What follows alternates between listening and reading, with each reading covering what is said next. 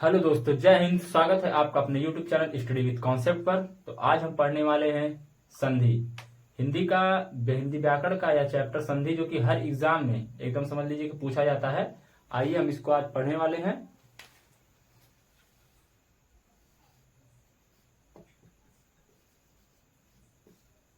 संधि।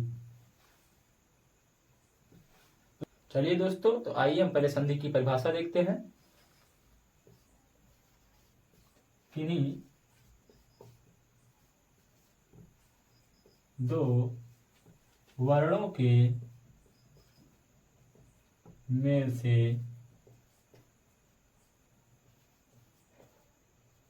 हुए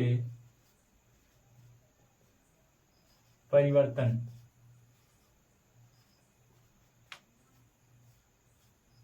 किन्हीं दो वर्णों के मेल से हुए परिवर्तन को ही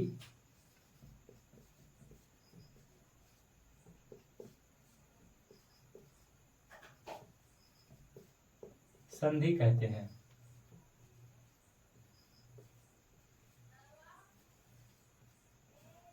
दोस्तों, संधि जो हमारी होती है, संधि हमारी 3 प्रकार की होती है। ये देखते हैं संधि के भेद।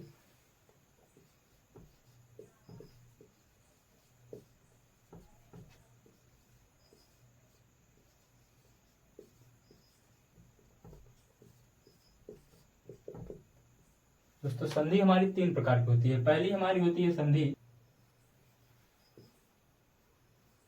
पहली हमारी संधि कौन सी है? स्वर संधि। दूसरी हमारी है व्यंजन संधि।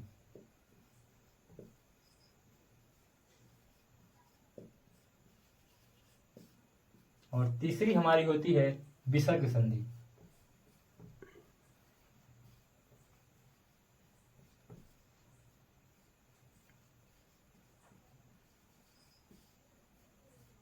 दोस्तों, एक एक संधि को हम एकदम विस्तार से पढ़ेंगे। आइए आगे देखते हैं। हमारी जो स्वर संधि होती है हमारी, ये 5 प्रकार की होती है। और अन्य जो है संधि, वो उसके भी कई तरीके से उनको हम जो कि अलग अलग उनमें परिवर्तन होता है, उसको हम एकदम बेसिक से शुरू से पढ़ेंगे। एक एक चीज को मैं आपको बताऊंगा कैसे होता है परिवर्तन। आइए आगे चलते हैं। तो यहाँ पर हमारा परिभाषा होता है स्वरों के मेल से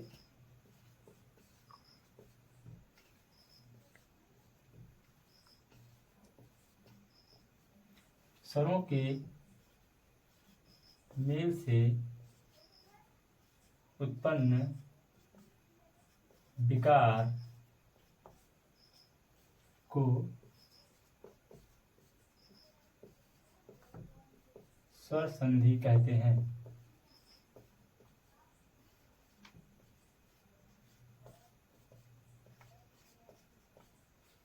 दोस्तों, हमारी ये स्वर संधि है। स्वर संधि हमारी दोस्तों 5 प्रकार की होती है। ये 5 प्रकार के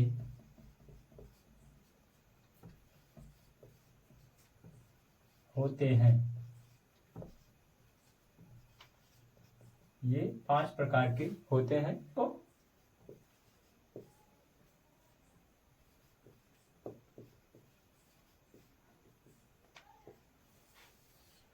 पहला है हमारा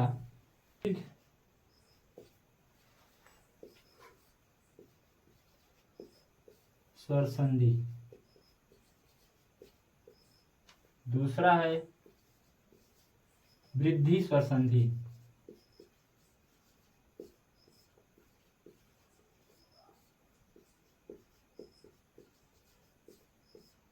तीसरा प्रकार है गुण स्वर संधि।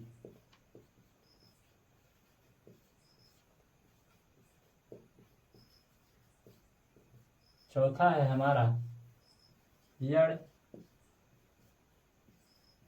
स्वर संधि।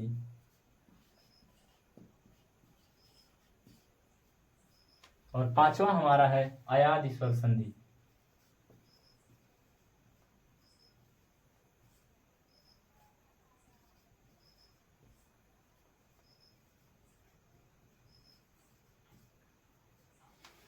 तो दोस्तों, हमारी स्वर संधि के प्रकार देखिए। पहला हमारा दीर्घ स्वर संधि, दूसरा है वृद्धि स्वर संधि, तीसरा है गुण स्वर संधि, चौथा है यड़ स्वर संधि और 5वां है अयादि स्वर संधि। दोस्तों, इनको एक एक करके हम विस्तार से एकदम पढ़ेंगे। आइए आगे चलते हैं। तो दोस्तों पहला हमारा है दीर्घ स्वर संधि। आइए पढ़ते हैं हम दीर्घ स्वर संधि।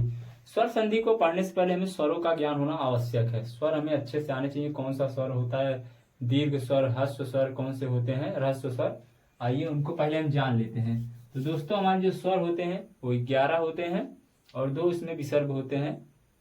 आइए देखते हैं पहले स्वरों को। स्वर जो हमारे होते हैं, स्वर जो हमारे होते हैं 2 प्रकार के होते हैं। पहला हमारा होता है ह्रस्व स्वर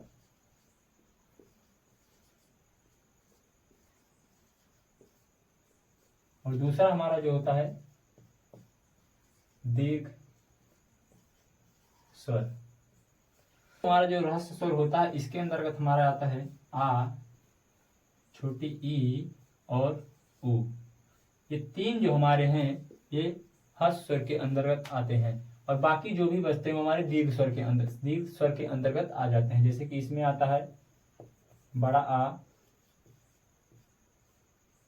ई, ए, सॉरी बड़ा उ, ए, ऐ, ओ, आओ।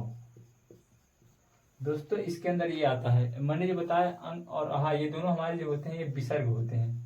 इन्हें हम क्या कहते हैं, इन्हें कहते हैं विसर्ग। तो इसको मैं वर्णमाला चैप्टर में आपको बढ़िया से बताऊंगा। आइए देखते हैं इसके बाद। तो दोस्तों स्वर संधि पढ़ने के लिए हमें जो है कि स्वरों का ज्ञान होना बहुत ज्यादा आवश्यक है। तो यहाँ पर देख लीजिए, आप लोग याद कर लेंगे। छोटा आ, ई, उ हमारे किसके अंदर आते हैं, ह्रस्व स्वर के अंदर, और दीर्घ स्वर के अंतर्गत बड़ा आ, बाकी जो भी बचे वो सब दीर्घ स्वर के अंतर्गत आता है। जैसे कि बड़ा आ, बड़ी ई, बड़ा उ, ए, ऐ, ओ, औ, ये हमारे किसके अंदर आते हैं, दीर्घ स्वर के अंतर्गत आते हैं। तो ठीक है दोस्तों, आज के लिए बस इतना ही। अगले वीडियो में हम संधि को विस्तार से एकदम पढ़ेंगे। आज के लिए परिभाषा और जितना मैंने बताया आप उसको याद करेंगे।